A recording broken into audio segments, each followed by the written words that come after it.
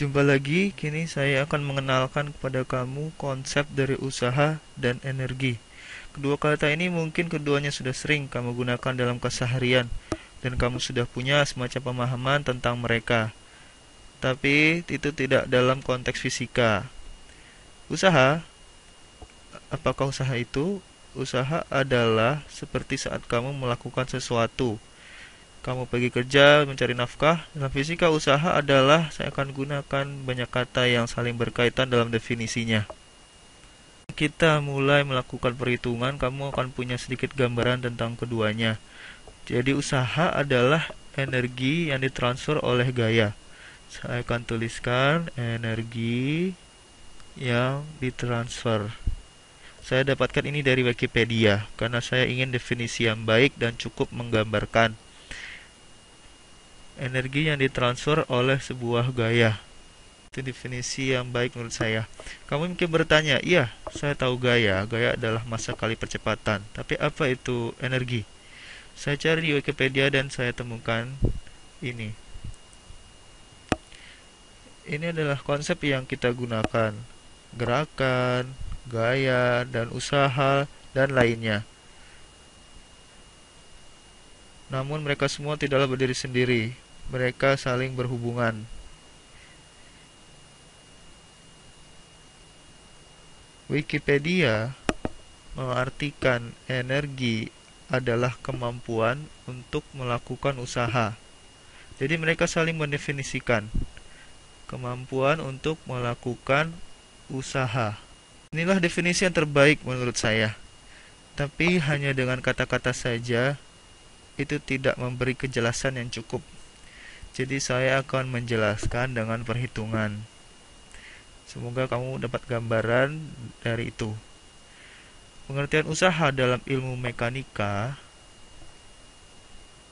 usaha sama dengan gaya dikali jarak. Nah, misalkan saya punya sebuah balok. Saya akan gunakan warna yang berbeda. Saya berikan gaya yang besarnya 10 Newton. Dan saya menggeser balok itu dengan memberikan gaya 10 Newton. Saya menggeser balok itu sejauh 7 meter. Jadi usaha yang saya berikan ke balok atau energi yang ditransfer ke balok, usaha sama dengan gaya yang besarnya 10 Newton dikali jaraknya 7 meter. Jadi sama dengan 70 Newton meter. Newton meter adalah hasil kali satuannya yang disebut juga dengan 1 Joule. Saya akan jelaskan nanti di video-video berikutnya.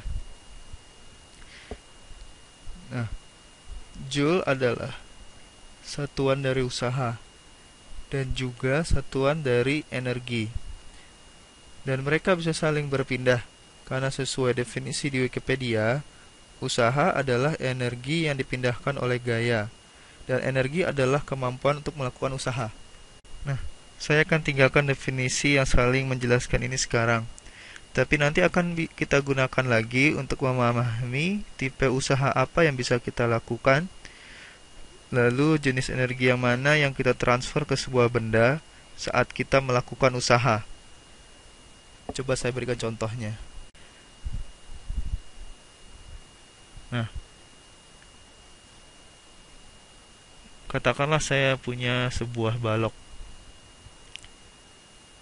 Sebuah balok dengan massa M.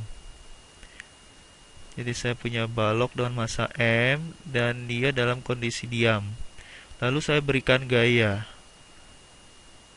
Katakanlah saya berikan gaya besarnya F.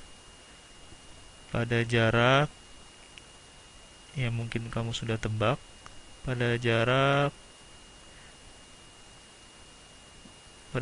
D.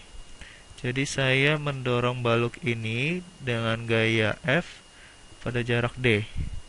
Yang ingin saya ketahui, nah kita tahu apa usaha-usaha itu. Usaha sama dengan gaya dikali jarak dari blok tersebut yang saat saya berikan gayanya. Berapa kecepatan balok nantinya? Ya pasti akan lebih cepat karena gaya, dan saya asumsikan tidak ada friksi di sini. Gaya tidak hanya menggerakkan balok dengan kecepatan konstan, karena gaya sama dengan massa dikali percepatan. Jadi saya akan mempercepat balok tersebut. Walaupun sekarang diam, tapi saat balok ini nanti sampai di sini, maka balok itu akan punya kecepatan.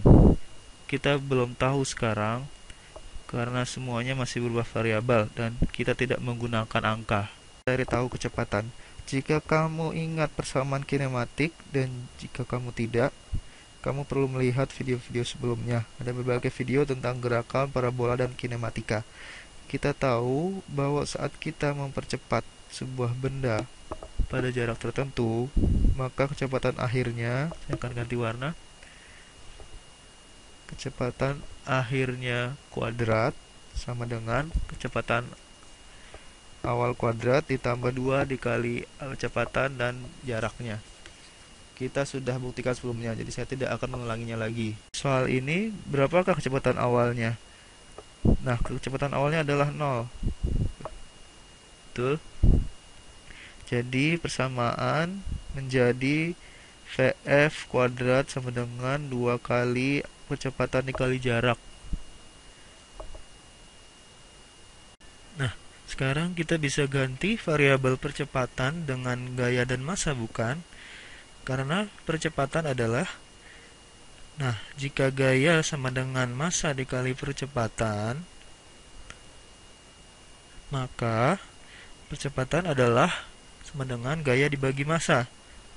Jadi kita dapatkan Vf kuadrat sama dengan 2 dikali gaya dibagi massa dikali jarak. Maka kita bisa sederhanakan Vf sama dengan akar dari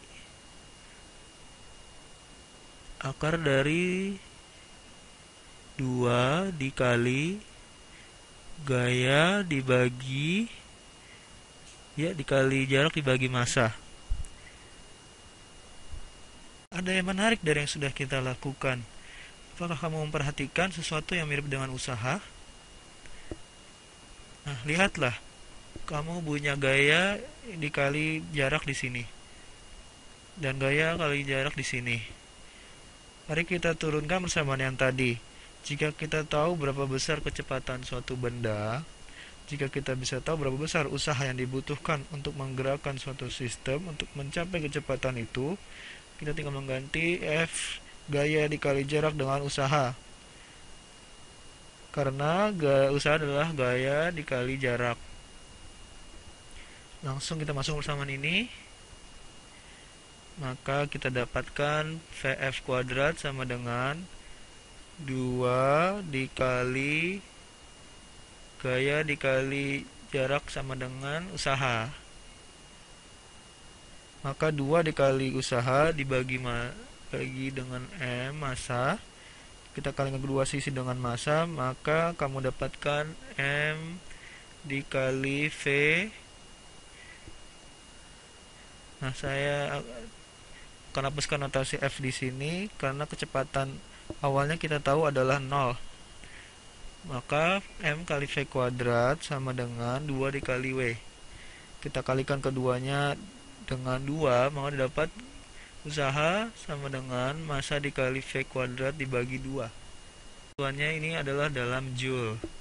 Nah, ini yang menarik. Setelah kita tahu kecepatan benda tersebut, kita bisa menemukan atau menggunakan formula ini yang saya harap tidak terlalu rumit untuk diturunkan. Saya akan dapatkan berapa besar usaha yang digunakan pada benda tersebut hingga mendapat kecepatan tersebut. Dan ini secara definisi adalah disebut energi kinetik. Inilah energi kinetik. Sekali lagi, berdasar Wikipedia, definisinya adalah energi yang timbul karena adanya gerakan dari sebuah benda yang tadinya diam mencapai kecepatan sekarangnya.